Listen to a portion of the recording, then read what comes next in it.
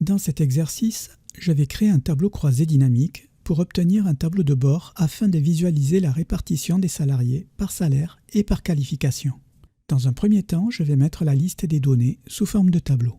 Je vais ensuite créer le tableau croisé dynamique dans une nouvelle feuille de calcul. Je vais créer des tranches de salaire pour optimiser la visualisation. Je vais mettre en forme le tableau croisé dynamique. Je vais rajouter un segment pour filtrer le tableau croisé dynamique par site et je vais ajouter une mise en forme conditionnelle sur la colonne totale générale par ligne. L'objectif de cet exercice est de faire un tableau croisé dynamique, de le mettre en forme avec tous les outils à ma disposition, d'utiliser la commande grouper et d'ajouter une mise en forme conditionnelle barre de données. Je vais maintenant effectuer toutes les étapes nécessaires.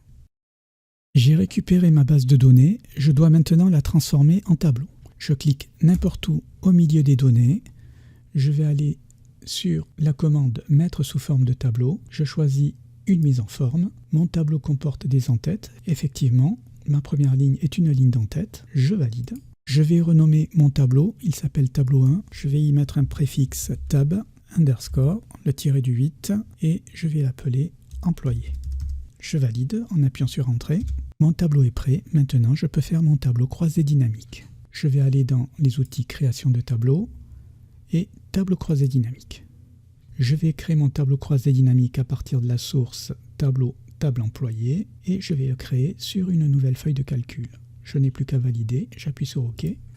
J'ai ma zone de tableau croisé dynamique. Je vais maintenant construire mon tableau à partir de toutes les colonnes qui sont à ma disposition dans les champs de tableau croisé dynamique. Ce tableau croisé dynamique doit m'indiquer le nombre de salariés par tranche de salaire et par qualification. Donc la valeur, ça va être le nombre de salariés. Pour cela, je vais utiliser la colonne matricule pour compter le nombre de salariés. Je peux cocher la colonne, mais le plus simple, c'est de cliquer sur la colonne, je reste appuyé et je la glisse dans la zone valeur. Il me calcule donc le nombre de matricules. J'ai bien 999 lignes de salariés. Maintenant, je dois les répartir par tranche de salaire et par qualification. Je vais prendre mes qualifications, je vais les glisser en colonne et je vais prendre le salaire annuel et je vais le glisser en ligne. Comme j'ai beaucoup plus d'informations de salaire que de qualification, il vaut mieux mettre l'information la plus importante en ligne et la moins importante en colonne. Par contre, je constate qu'actuellement, mon tableau n'est pas exploitable, il y a vraiment beaucoup trop d'informations de salaire. Par contre, les données de salaire sont assez proches. Ce que je pourrais faire, c'est peut-être de les regrouper pour avoir une meilleure lecture. Pour cela, je peux cliquer sur la colonne, bouton droit, et je vais pouvoir faire grouper. Je peux également obtenir cette commande en allant dans le menu analyse de tableau croisé dynamique, et ici, j'ai la possibilité d'utiliser le groupe. Alors, dans le groupe, il m'indique la plus petite valeur et la plus grande valeur. Je vais changer l'échelle et je vais commencer à 20 000. Je vais terminer à 50 000 et je vais faire des tranches de 5 000. Je valide. Voilà, mon tableau est de suite beaucoup plus lisible. Et on peut constater que la tranche inférieure à 20 000 n'a pas été oubliée, ainsi que la tranche supérieure à 50 000. Je vais changer la disposition du tableau croisé dynamique. Actuellement ici, on voit étiquette de ligne, étiquette de colonne et les colonnes ont toutes des tailles différentes. Je clique sur le tableau croisé dynamique. Je vais aller dans l'onglet création. Je vais aller dans le groupe disposition et je vais choisir la commande disposition de rapport et je vais l'afficher sous forme tabulaire. Voilà, j'ai maintenant les titres salaire annuel et qualification qui sont apparus et j'ai maintenant une mise en forme un petit peu plus améliorée. Pour être certain que la taille des colonnes ne s'ajuste pas à chaque actualisation, je vais aller dans les options du tableau croisé dynamique. Donc je vais aller dans le menu analyse de tableau croisé dynamique, options du tableau croisé dynamique, options. Et ici, je vais décocher ajuster automatiquement la largeur des colonnes lors de la mise à jour. Je décoche, je fais OK et maintenant je suis sûr que les colonnes ne changeront pas de taille. Je vais déplacer mon tableau croisé dynamique, je le sélectionne, je prends une bordure verte de sélection ici, je me le décale légèrement vers le bas, je clique sur le tableau croisé dynamique et maintenant je vais ajouter un segment. Je clique sur analyse du tableau croisé dynamique, je vais dans le groupe filtré et je clique sur la commande insérer un segment. Je choisis site. Je clique sur OK pour valider. Donc j'ai mon segment site qui va me permettre de filtrer le tableau croisé dynamique. Je vais agrandir une ligne pour pouvoir caser mon segment. Je vais le caler ici en appuyant sur la touche Alt pour aimanter le segment. Comme ça, il vient se caler ici sur le bord de la cellule B3. Je vais l'agrandir. Là aussi, je vais appuyer sur Alt. Comme ça, il prend bien la bordure. Je vais voir si ça marche en rajoutant plusieurs colonnes pour bien répartir mon segment. Et ici, je vais le remonter. J'appuie sur Alt et comme ça, il vient aussi se caler sur le bord de ligne. Donc grâce à la touche Alt que je maintiens appuyée pour caler mon segment, j'ai pu le mettre à chaque fois sur les bords de ligne et de colonne. Je vais pouvoir maintenant mettre en forme mon tableau croisé dynamique et mon segment. Je clique sur le tableau croisé dynamique, je vais aller sur l'onglet Création, je vais sélectionner un style, je vais prendre du bleu moyen, je vais mettre des lignes à bande et je vais compléter le style en allant sur l'onglet Accueil. Ici, je vais mettre un fond bleu avec le pot de peinture, un fond bleu clair, j'écris en gras, je vais agrandir la police de caractère et je vais aussi écrire en bleu. J'agrandis la colonne, je vais agrandir également le nombre de salariés, donc on va faire un petit peu plus grand, je vais mettre en gras les totaux, je vais rajouter également un fond pour faire ressortir les totaux et je vais centrer toutes les valeurs horizontalement et verticalement. Je vais faire ressortir un peu plus le total, je vais l'écrire en bleu et en plus grand et en gras.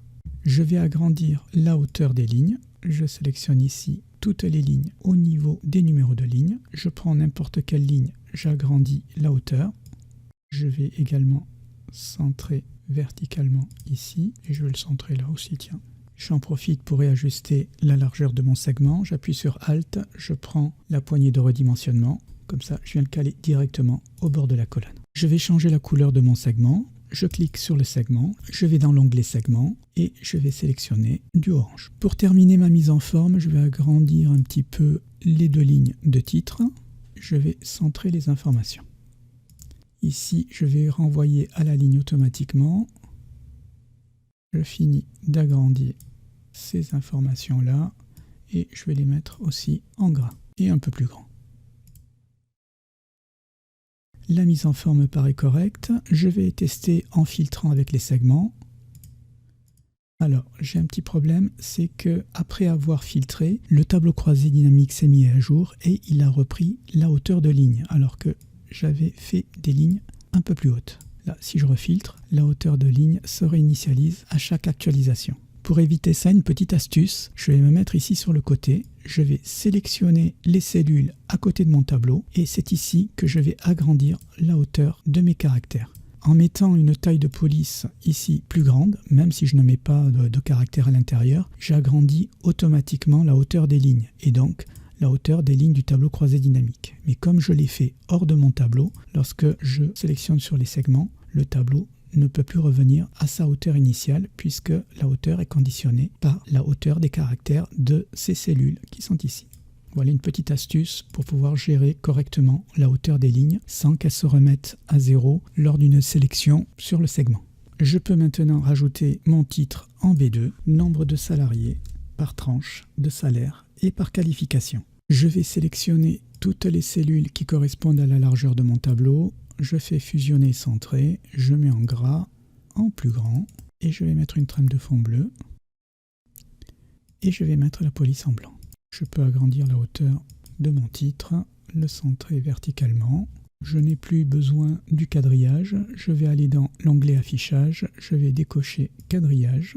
Et pour terminer, je vais rajouter une mise en forme conditionnelle sur la colonne totale générale, que je vais agrandir. Je vais donc ajuster mon segment.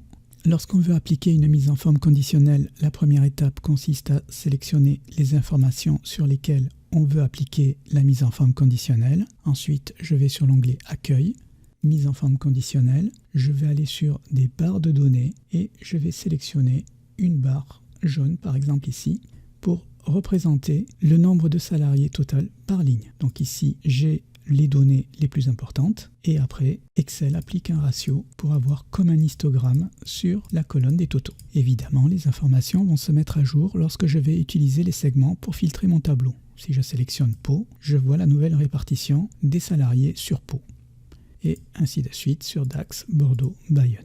Autre chose, ici je veux savoir qui sont les 8 employés de Pau, agents de maîtrise qui gagnent entre 35 et 30 000 euros. Je n'ai qu'à me mettre sur la cellule, je double-clique et j'ai l'extraction par rapport à mon tableau. Lors de l'extraction, Excel crée une nouvelle feuille de calcul, donc ici j'en ai pas besoin, je peux la supprimer. Et je reviens à mon tableau croisé dynamique. Je n'ai plus besoin non plus de mon volet de travail ici. Je peux le fermer. Pour le récupérer, je clique sur le tableau, bouton droit, et je refais afficher la liste des champs.